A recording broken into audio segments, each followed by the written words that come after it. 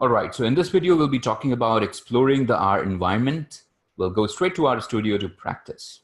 Let's gain a little more familiarity with R. We'll start by trying to create an object. Let's say we create an object called X and I store a value of 10 in that object. Now just pay attention when I hit enter, you'll see a change here in this part of the window.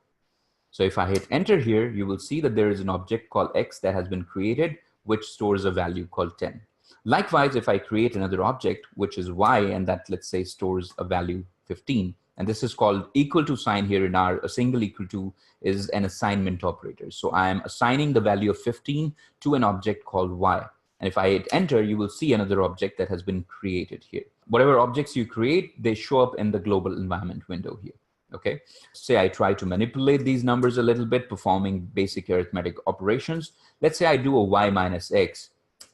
Oops. You get an output in the console, but you don't see anything new created in the global environment. Maybe it is not even required, but let's say you want to store that Y minus X as a difference between these two values into a new object, then you can always define it. You can create an object and you will be able to see this has created a new object called Z. Now you would notice that while it has created a new object, it has not really printed that value straightforward.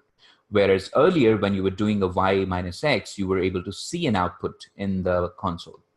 It's not giving an output because we never printed that object that we created. So if I type Z and hit enter, I'll be able to see what value it stores.